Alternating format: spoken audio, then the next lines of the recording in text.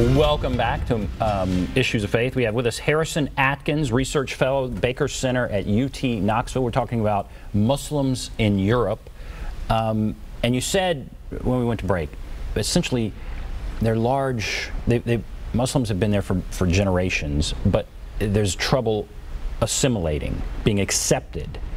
How do you mean, what's happening? Are there just large communities that don't have jobs and that kind of thing? How does this manifest itself? Well,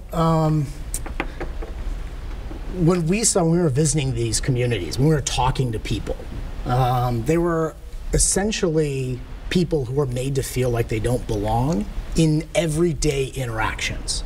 So we saw examples of the difficulty of getting a job when you have this sort of migration immigrant background, and they would go to a job interview and they would say, for example, we have a very Danish atmosphere here and we don't want any non-Danes working here. Even if that person was born in Denmark, they still view them as a non-Dane. And there's this constant pushback in, like I said, daily interactions in which they're constantly reminded, despite the fact that they have citizenship, that they speak the language, that they understand the culture, that they don't belong. They're not able to get a job. They're not able oftentimes to get into good universities, get a good education, and even though they may be able to participate and contribute to society, they're not given that opportunity. And we've talked about on this show, Europe is less religious in many ways, less Christian than the United States. Is the issue, it's not a Christian sort of Muslim issue, is it? Or how much does that play into it, the Christian versus Muslim? I think in part, yes, European societies are much more secular. And there are many issues about people that are seen to wear their religion very openly. So when you look at what are a lot of the controversial issues, building minarets, Muslim female dress, they're not comfortable with these sort of public displays of religion. And it's this idea that religion is something, especially when you look at France and sort of that national laïcité, that national identity that French has, where it's a very strict separation between sort of the public state identity, national identity of being French, and your religious identity, which needs to be kept private and secret. And unfortunately, there's this idea that you're encroaching on us. You're trying to take over and change our identity. And so much of that comes from this idea that there's a clash from European history, going back to the Ottoman period. The interactions between the Ottoman Empire when they invaded European kingdoms and got as far as putting siege to Vienna twice and ruled giant chunks of the European continent. So from that period, there was almost this perception that Islam is some kind of conquering empire that's going to take us over. And so we need to squash that and reject that kind of presence. And so with that perception that's been there for generations, why does the policy continue to allow large numbers of immigrants, large numbers of Muslims in? Well, I mean, there are these historical connections. So many of, when you look at the characters of the Muslim communities in different countries, there are links with the empire. So people who live in the UK, there are very large South Asian populations, Pakistani populations. In France, you have very large North African and West African populations because you have that historical linkage between the two cultures. And so because of that, and then because of the subsequent generations, you do have this very large, much larger than the United States, sort of Muslim presence. And you have these ideas of large sort of communities themselves, much more cohesive communities, because they came especially in the wake of World War II, when so much of the European continent was destroyed in the fighting. They needed workers to rebuild the economy and the infrastructure of the continent. So you had a lot of Pakistanis coming to northern England to work in the mills.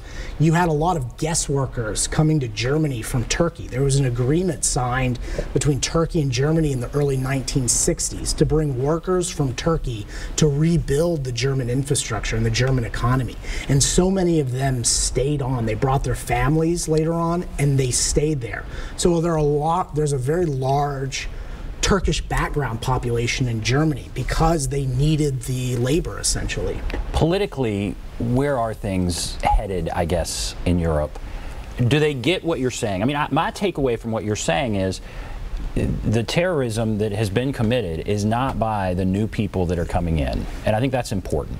But when you hear there's been a terrorist attack and it's by a Muslim, then there's going to be the group of people who say no more immigration.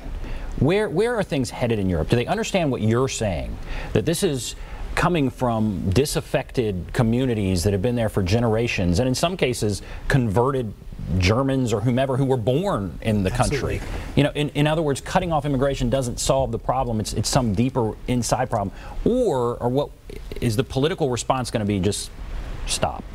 Well, I think in Europe today, I think very similar to what's going on in the United States politically, you have a real debate going on. And it's not just about immigration. Immigration is part of it. But it's really about what will it mean to be a European? What does European identity mean?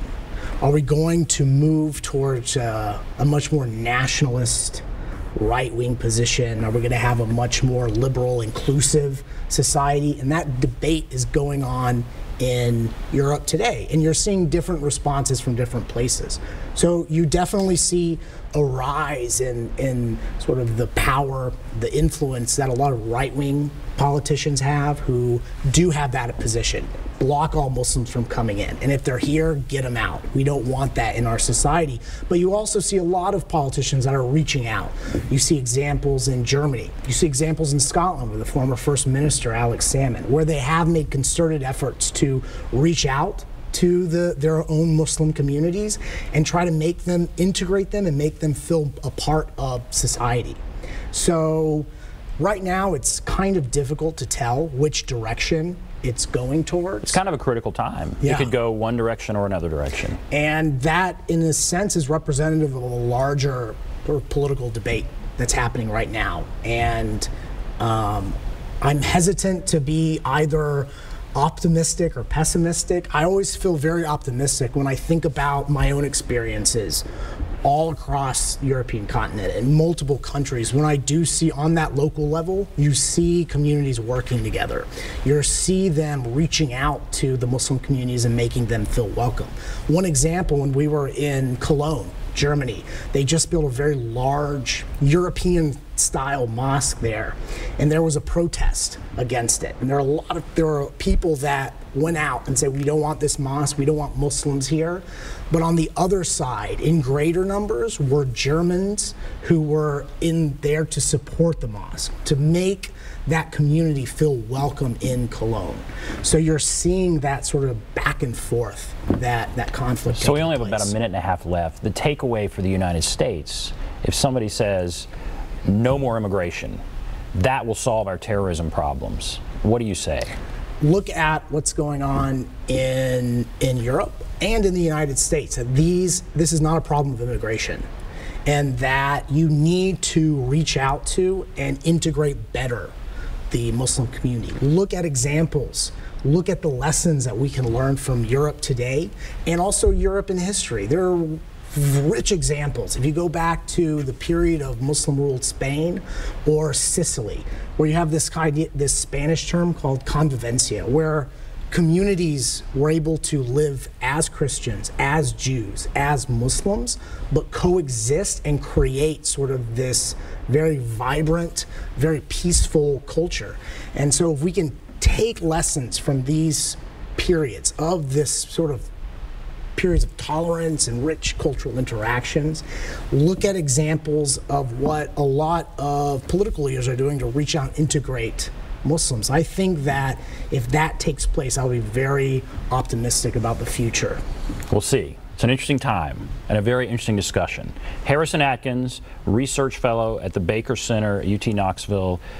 You've done research on Journey into Europe, Islam, immigration, and identity. That's a book and a documentary. Thank you for being here. Thank you very much. Thank you for being here. Thank you all for watching Issues of Faith. Have a great day, everybody.